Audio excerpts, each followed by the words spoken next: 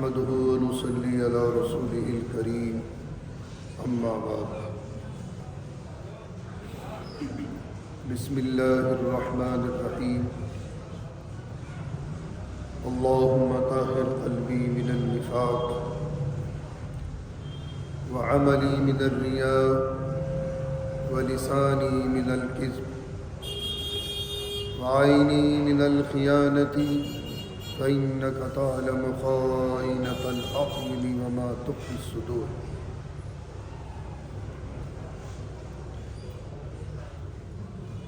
عزیزان گرامی،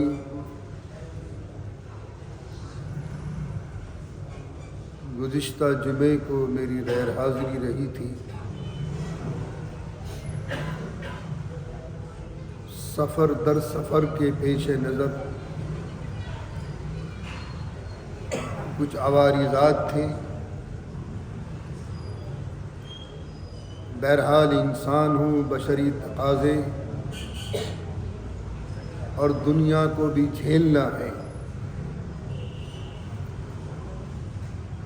آج سے چند سال پہلے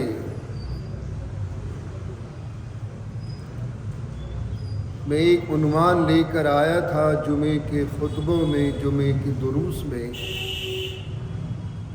سنت نبوی اینڈ ماڈرن سائنس. لیکن اس زمانے میں یہ وسائل نہیں تھے، ذرائع ابلاغ نہیں تھے. آج خدا کا شکر ہے کہ وسائل موجود ہیں اور یوٹیوب کے مادھیم سے میری یہ کلپیں اپلوڈ ہوتی ہیں اور پھر ان کو ریلیز کر دیا جاتا ہے. سائنس ایک علم ہے، اس سے ہم انکار نہیں کر سکتے. یہ تو حقیقت مسلم ہے کہ سنت نبوی کسی سائنس کی محتاج نہیں ہے. لیکن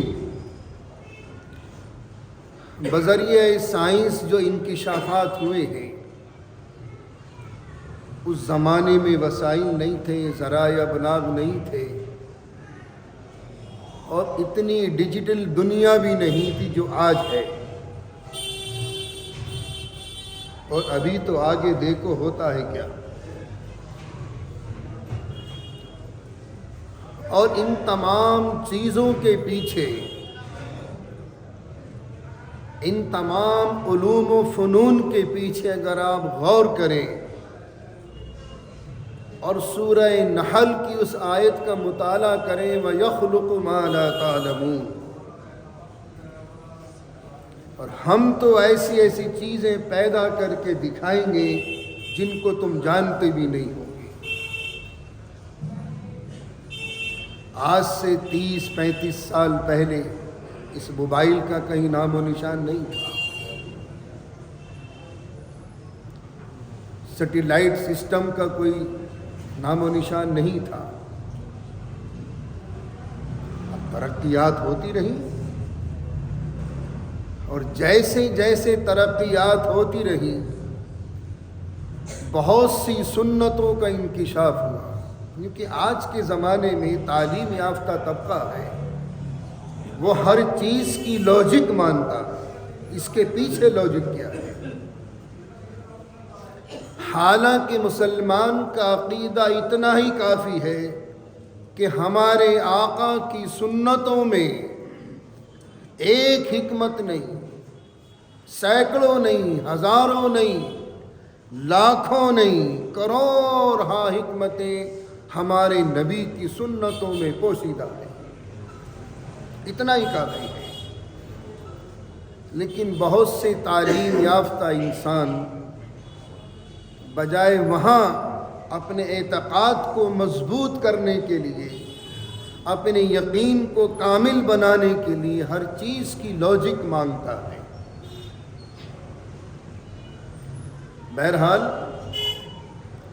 سائنس کے ذریعے انکشافات ہوئے ہیں. We need to know English in order to study any science subject or any computer language. اس کے بغیر تو کام چل نہیں سکتا. بہرحال مسواک بیفور پیریڈ یہ بھی سنت ہے. مسواک اینڈ نائٹ یہ بھی سنت ہے. میرے آقا رات کو بھی مسواک فرمایا کرتے تھے. سونے سے پہلے سونے کے بعد مسواک فرمایا کرتے تھے. یہ بھی سنت ہے. لیکن بابا گرو نانک جی کا ایک مقولہ مجھے بہت پسند آیا. بابا گرو نانک جی ہاتھ میں مسواک لیے رہتے تھے. ہاتھ میں مسواک ہمہ وقت اور کرتے رہتے تھے. اور کبھی کبھی یہ جملہ فرمایا کرتے تھے مسواک لے لو یعنی یہ لکڑی لے لو یا بیماریاں لے لو. جب سے ہم نے اس سنت کا جنازہ نکالا ہے مسواک نہ کرنے کا دانتوں کی بیماریوں کا مربع ہو چکے ہیں. آپ کہیں گے ہم تو پیسٹ کرتے ہیں بڑے بڑے ٹوتھ پیسٹ بڑے بڑے قیمتی. وہ تمام چیزیں کیمیکل سے بنائی جا رہی ہیں, ادویات سے بنائی جا رہی ہیں. یہ نیچرل چیز ہے مسواک. ایک تو ہماری خود ساختہ ایجاد ہے اور ایک اس رب کائنات کے ایجاد ہے. لکڑیاں جو مسواک کی لکڑیاں آتی ہیں پیلو کی ہے نیم کی ہے یہ تو نیچرل ہے. اب ایک تو انسان نے ادویات اپنے ہاتھ سے بنائی اور کون کون سی ادویات کی اجزاء شامل کیے اور ایک خدا نے اپنے ہاتھ سے بنائی. تو خدا کی بنائی ہوئی میں اور انسان کی بنائی ہوئی چیزوں میں زمین آسمان کا فرق ہے. آپ لکڑی کی مسواک کریں ایک سنت بھی زندہ ہو جائے گی. ہر نماز کے وقت کرے, ہر نماز سے پہلے کرے. چونکہ مسواک میں یہ جو اینٹی ایریا ہے اور خاص کر کے دانتوں سے لے کر گلے تک مسواک میں ان تمام ایریے کا علاج موجود ہے اور بڑے بڑے پیچیدہ علاج. کسی زمانے میں پاکستان لاہور سے اخبار نکلتا تھا, اخبار نوم یہ اخبار جہاں. اس میں ایک حکیم یا ڈاکٹر کا ایک تجربہ پیش کیا گیا. حکیم ایم ایس اقبال. بہرحال ایک دل کا مریض تھا, اوپن ہارٹ سرجری ہو گئی لیکن مرض میں کوئی افاقہ نہیں. بہت سے ادویات کی, بہت سے علاج کیے, اسٹینٹ ڈلوا دی, لیکن دل کی بیماری ختم ہونے کا نام نہیں لیتی. وہ ان کے پاس آئے اور کہا کہ میں نے یہاں سے لے کے امریکہ تک بڑے بڑے ڈاکٹروں کا علاج کر لیا, بڑے بڑے حکیموں کا علاج کر لیا, بڑے بڑے ویدوں کا علاج کر لیا, لیکن میرے دل کی بیماری کا خاتمہ نہیں, افاقہ نہیں ہوتا. تو بے ساختہ ان حکیم صاحب کی زبان سے نکلا مسواک کا.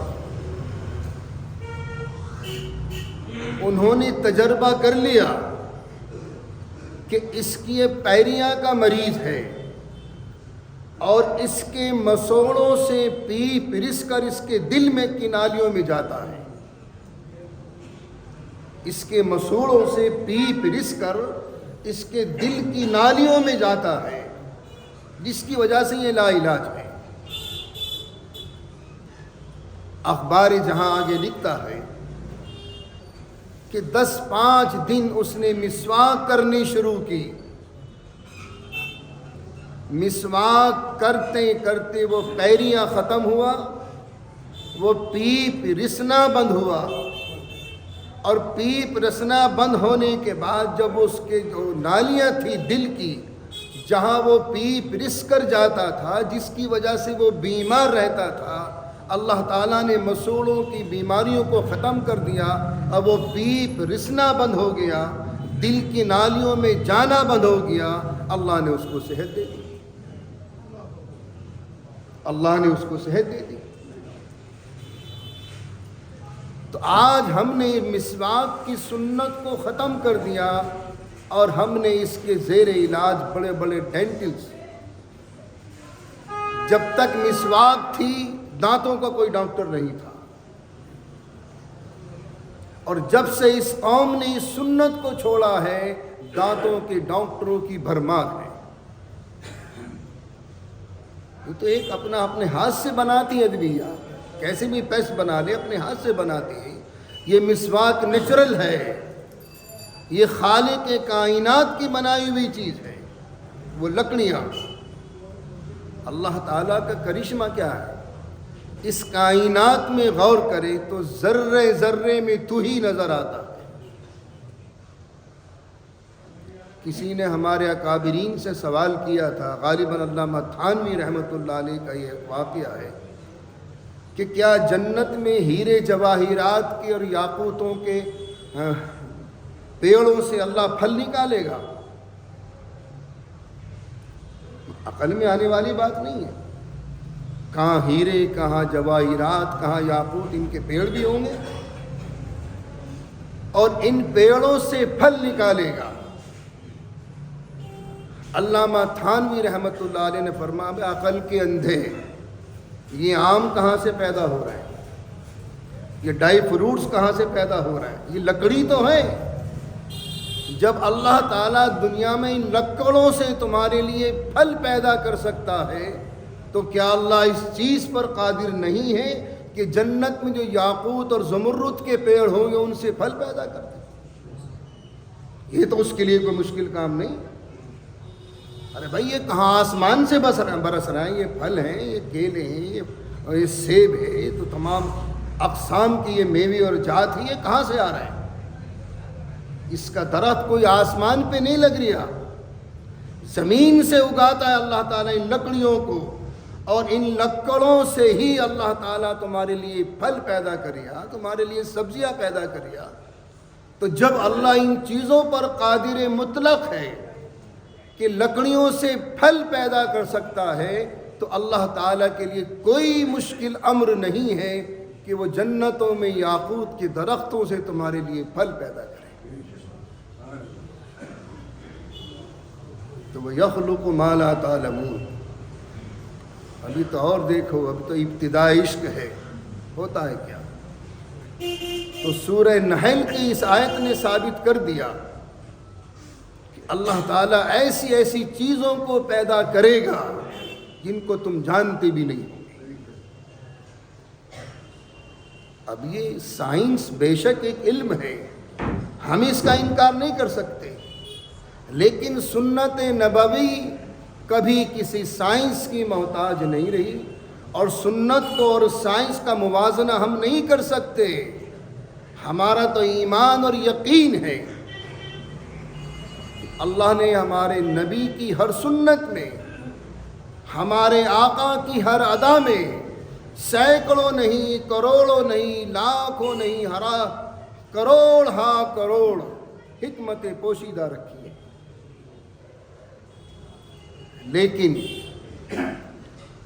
ان تمام ترقیات کے پیچھے اللہ کی ذات کار فرما ہے۔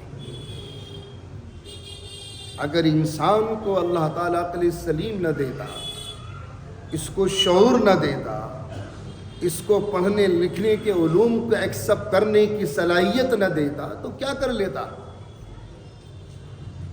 یہ دماغ ایک قسم کا کمپیوٹر ہے،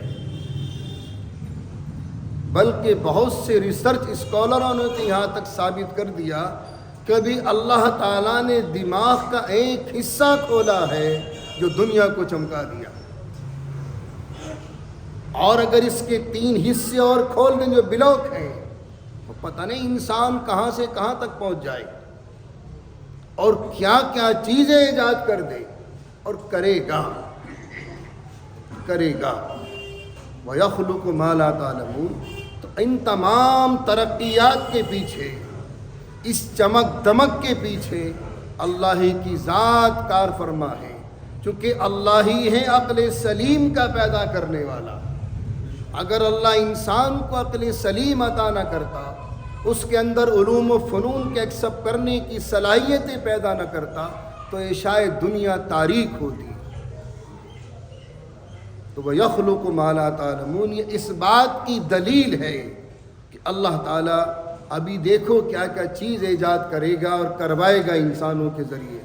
یہ عالم اسباب ہیں، اس کا ترتب ضروری ہے، لیکن اگر آپ یقین کے ساتھ اس بات کو تسلیم کر لیں کہ ان تمام ترقیات کے پیچھے اللہ کی ذات کار فرما ہے، تو پھر انسان کا یہ ایمان اور یقین ڈاواں ڈول نہیں ہوگا۔ انشاءاللہ باقی تفصیل آئندہ جمعے کو آئے گی۔